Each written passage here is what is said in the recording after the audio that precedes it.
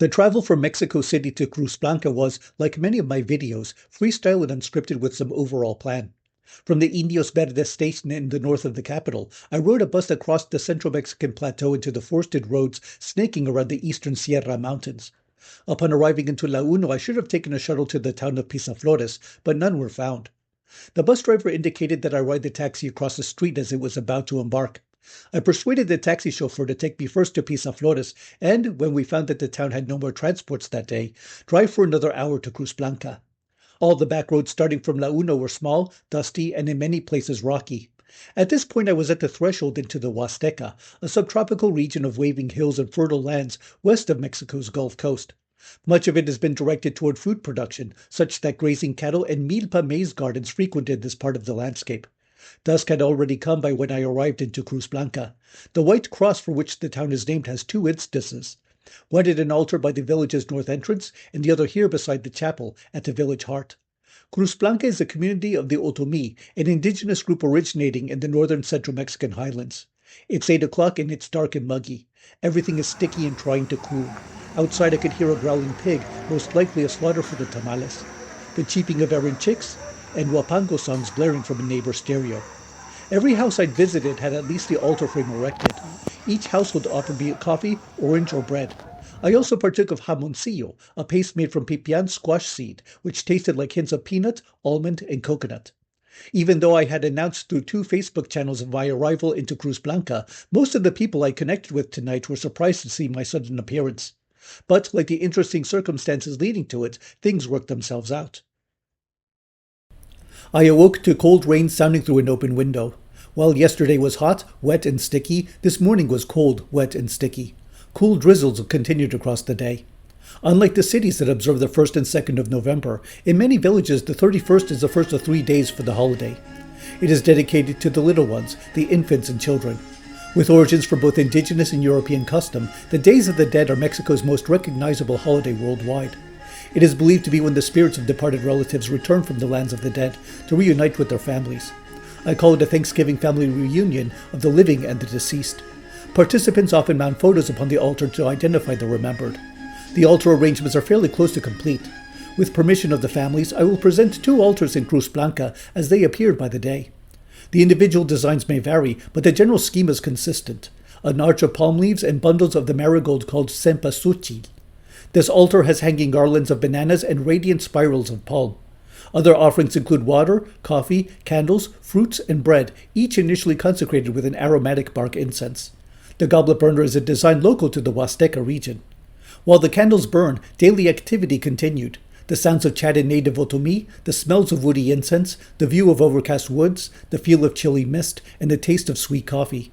This altar is at the house of a shaman healer. Here, too, are a variety of rotating offerings for the spirits of departed relatives. During my visit, the shaman's family was still adding new foods to the table, including a type of pan de muerto bread shaped like an angel. I also partook of champurrado, a hot, thick corn gruel flavored with chocolate. Because of the work to prepare the fresh pork and cornmeal, tamales are the most expensive and important food offering for the occasion. Remember from the last video that many pigs were slaughtered. Most of these foods would remain on the altar for the rest of the day. The glass candles were let to burn overnight. The boys and younger men lit deafening fireworks with great abandon at all hours of the day, even into the night. November 1st is dedicated to the deceased adults. As the celebrants were continuing to expand their altar setup, adding a new table was a common way to hold more foods. Here at front are coffee cups, leaf-wrapped tamales, and caramelized yucca. Food preparation continued across the day. It was warmer than yesterday, so I bathed by splashing myself with scoops of rainwater stored in massive bins. I wanted to feel cleaner before embarking to Ixhuatlán de Madero, the cabecera or roughly county seat in which Cruz Blanca is located. I first visited my old friend Maestra Marisol, who let me take photos of our ceremonial altar and foods and even shared some with me. In the Huasteca, pan de muerto is baked into small breads of various human and animal forms. The school teacher was busy grinding chocolate from beans imported from South Veracruz and then packing them into cones for sale. Like barbecue for the 4th of July or cookies during Christmas, chocolate is a specialty for the Days of the Dead. During my visit, the current municipal president was Edgar Garcia Escalante. I've been friends with some of his relatives in town, so I visited them to reconnect. Their family altar was elaborate and multi-tiered to support a multitude of offerings for the occasion. The house entrance overlooks the central plaza, where several altars had been erected.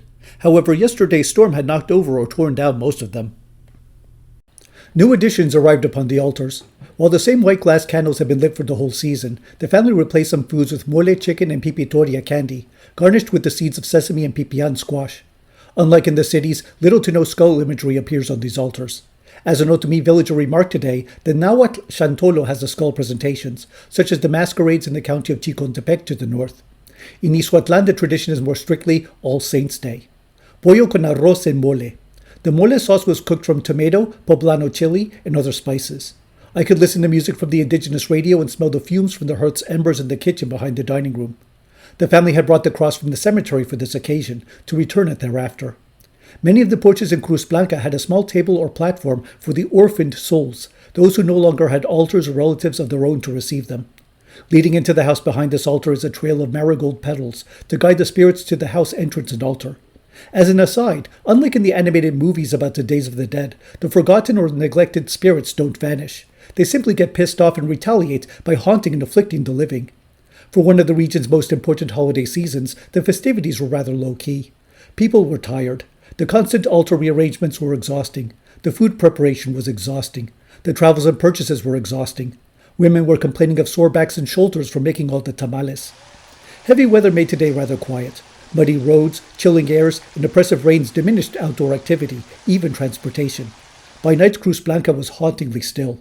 I was outside just to search for a Wi-Fi signal. The feasts were over. The living and the dead were all content with ample meals. The former were turning to bed, the latter returning to the beyond.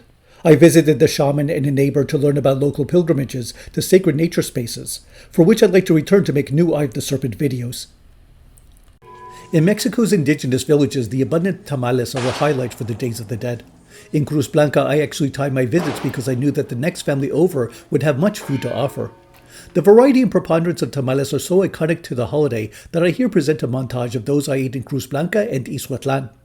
My first was at the house of the shaman healer Don Cecilio in Cruz Blanca.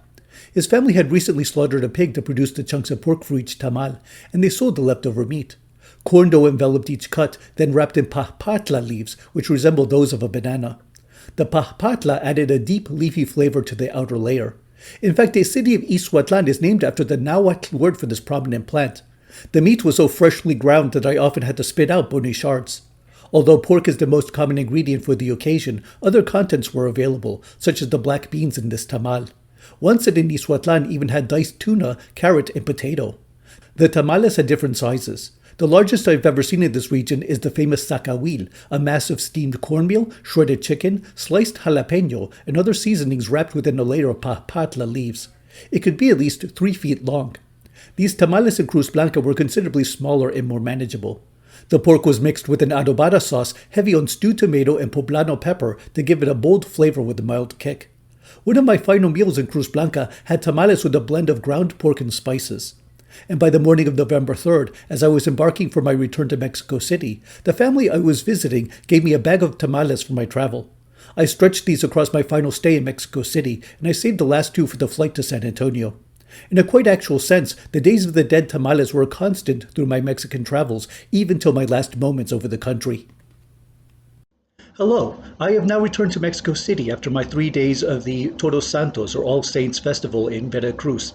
And now that I have experienced all 3 of these days, I wanted to add a few of my own brief impressions and some of the overall experiences that I got from attending. This was my first time in the area in 15 years, and it was a very momentous and very important experience for me. And it was largely because I got to again witness the importance and the significance. I got to again appreciate why this is the most important holiday season for many of the indigenous communities in the Huasteca region, as well as many other parts of Mexico. And you can just see from all the photos and videos all the work that went into preparing the foods and the altar preparations. This is an act of love, and that's ultimately what I got from this experience, is that the Days of the Dead are not a celebration of death. They are rather an exercise in love. They are, as I've said before, a Thanksgiving family reunion that brings together the living and the deceased. They come together to share around the table and participate and come back together as a family. And I had a bit of my own experience of that. I felt my own ancestors at one, especially a particular moment yesterday, and so it was something that I too could appreciate. The Days of the Dead are not about death. They are about love. They are about memory. They are about the rituals and the traditions that bring the community together, that bring the families back together. Compadres come to visit, the villagers go to visit other people, to share foods, to eat at their as guests and eat with their neighbors. And so it is a wonderful time to really bring social ties back together. And they do this in remembrance of the people who have gone past. It is a very important time, and it is something that really impressed me. I was very moved to see all the work that had been done on these toward these efforts. It was just an extraordinary experience, and I am very grateful that even though there were many hardships, it was very difficult at times, especially because of the climate. It was brutally cold on some days, and I was almost tempted to return after the first day because it was just so unbearably cold. But I'm glad that I stayed, and I also felt. Many emotions through the whole thing. I had a very strange sense of presence at one point, and that was on one of the particularly colder nights. And so I had a few of my own visionary experiences, if you could call them that. It was something that I had not expected. And then again, I often do receive some sort of message during some point of the season. It's usually before or after the 3 day sequence, but it seems like the main messages came to me during the course of my time when I was in Cruz Blanca. I'm also very grateful to be able to reconnect with many of the villagers, many of whom I've known for almost 15 years, and especially to see the school teacher Maestra Marisol, and the curandero who I've known for a long time there. And so I got to gain a few insights from those visits in particular. I'm just very grateful for the community of Cruz Blanca and the town of Ixhuatlán de Madero to welcome me. And they always ask me two questions that very recurrently. One is, how did you know about us? And so I had to explain the process, the fieldwork. I knew shamans in north of Veracruz that allowed me to start exploring the realm of Cruz Blanca. And the second question that they often ask is, when do you return? They want more documentation. They want that they keep inviting me to other pilgrimages. It seems like every time I go, there's something new to do, and so it's something that makes me think more about Cruz Blanca as a longitudinal study. As I have been going there for so many years, I have been able to see the community evolve, people growing old, growing up, and so new generations coming in, new technologies coming in, and so every time I go, there's always some new innovation, some novelty that I hadn't seen before. There was Wi-Fi at least this time, and so it seems that Cruz Blanca is itself in constant transformation, even though many aspects of its culture remain intact and with great robustness, such as the carnival season, which will be a subject for another video, and this Day of the Dead's ceremonial season.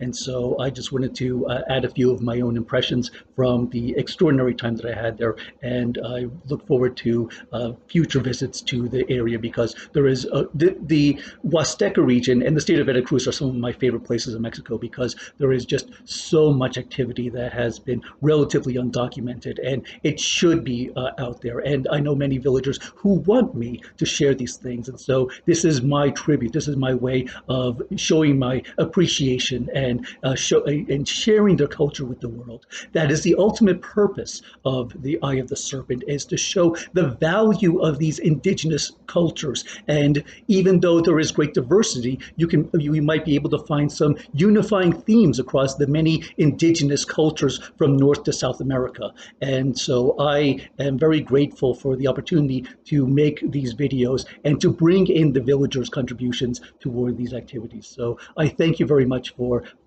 your for following me during this 4-day season. Well, 5 if you include today. I could make the Day of the Dead observances in Mexico City another video in itself because it was a lot of activity here today as the festivities are closing up here too. I want to thank you all for watching this and for following me on this travel. And remember to like, subscribe, and share to the Eye of the Serpent channel. And all that's left now is to lead to today's mask. Today's mask represents the Juanegro, a dramatized dance traditionally performed in the region during the holiday. These pieces come from the state of Hidalgo and are on display in the Museo Rafael Coronel, Zacatecas. I chose this mask after a conversation with a visitor who used to live in the community of Ahuateno, a small town north of Ixhuatlán. The Juanegro dance presents 3 masked figures depicting the wealthy landowner Pañol, a black foreman named Juanegro, and the lady whose favor they rivaled over. Despite the allure of the Pañol's wealth, the lady chooses Juanegro. The moral of the story: don't always assume what seems obvious. In older times in Ahuateno and across the region of North Veracruz and Hidalgo, villagers waited till the Days of the Dead to perform this dance. A link to details about the dance and its masks is in the description below. Thank you for following me on my travels in Veracruz. Please like, share, and subscribe to the Eye of the Serpent channel for updates. Your support goes toward travel, research, and production. Happy Days of the Dead and good roads.